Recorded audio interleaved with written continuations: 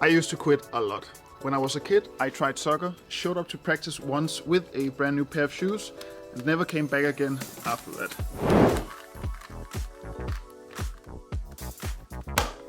I also tried judo, skateboarding, baseball, basketball, horse riding, live action role playing, and much more. And after finishing 9th grade, I even tried both technical school and business school, and before I had turned 16, I had already dropped out of school twice. Nothing never really seemed to stick, and I would always end up throwing in the towel and giving up in frustration.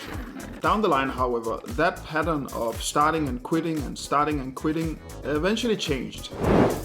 I started going to the gym and exercising at 16 and still do that multiple times a week to this day. I eventually finished high school as well at the age of 20, and I finally completed my studies when I got my teacher's certificate this year at 26. Considering the bumpy start I got to my academic life, this was a big milestone for me.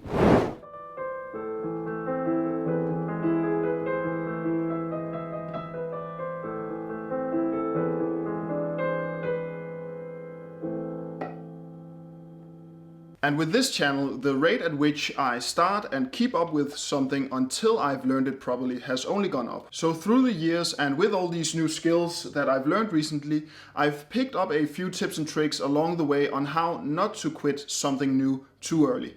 Number 1, don't hesitate. Overthinking can easily be something that can prevent you from getting started at all in the first place. Thoughts like I'm not good enough, it will take too long, it will be too hard should all be ignored. Because if you wait too long, all that self-doubt and insecurity will inevitably have a negative effect on the learning process. So if you have set your mind to something, don't hesitate and start today if possible. Learning the basics of any new skill or concept usually doesn't cost too much either, with so many resources available on the internet today free of charge. So you really don't have that much to lose. Number 2. Set the bar low. Small experiences of success and progression are crucial to keeping motivation high. And if you set the bar low, especially in the early stages of any given learning process, you'll increase the likelihood that you'll at least experience some degree of success, and thereby also the likelihood that you'll keep trying. So instead of aiming directly for the end result, set a realistic, achievable, small goal for each practice session. It can be something simple, like during the next 20 minutes I want to learn the first 10 notes of this piece of music. It doesn't really matter how insignificant it might seem, as long as it's something tangible that can function as concrete evidence of progress. Number 3, give it time.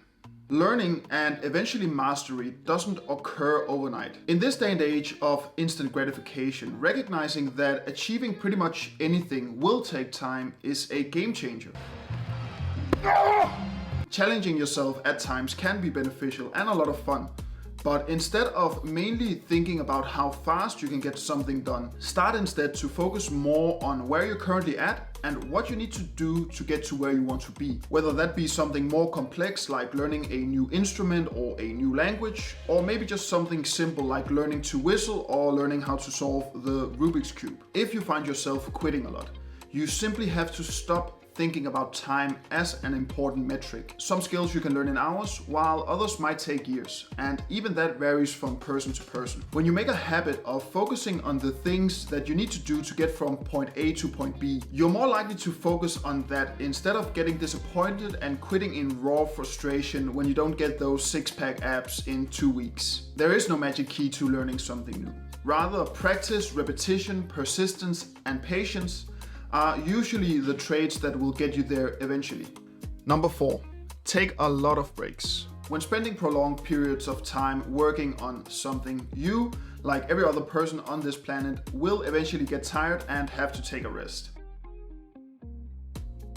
One thing I learned is that frequency usually beats volume when it comes to learning a new skill, meaning that you'll most likely see better results by practicing a small amount of time often rather than one grueling 4 to 5 hour session per week that will make you hate yourself guaranteed. When doing something for short periods of time often, like say 20 minutes of practice every day, you'll increase both motivation and, more importantly, memory retention between each practice session.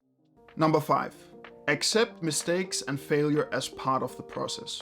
Now, I've already covered this subject in previous videos, but I feel like it has to be mentioned here as well, since I've experienced that making a lot of mistakes can usually lead people to feeling discouraged and eventually quitting. So take this in.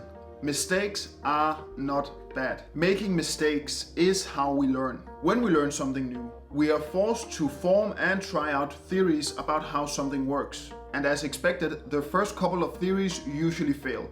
But then all we have to do is simply just readjust and try again until we find a theory that works. Making mistakes is a sign of learning, not a reason to give up.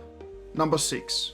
Don't be afraid of hard work. I feel like one of the biggest lies we've been told is that good old quote that says something like, if you love what you do, you'll never have to work a single day in your life. Wrong. While the essence of the quote, which is to find and do something you're passionate about, is fine in and of itself, it also tells us that the moment something stops being 100% enjoyable, you should just quit immediately, since it's obviously not your true passion. Which is really stupid, since as crazy as it may sound, not all parts of the process are equally enjoyable. An elite level athlete does not enjoy the part of his job description that entails getting injured and spending 8 to 12 weeks doing rehab. Yet he does it anyway, usually without too much complaint, just so he can play again. There will be tough times. Things won't always be new and exciting.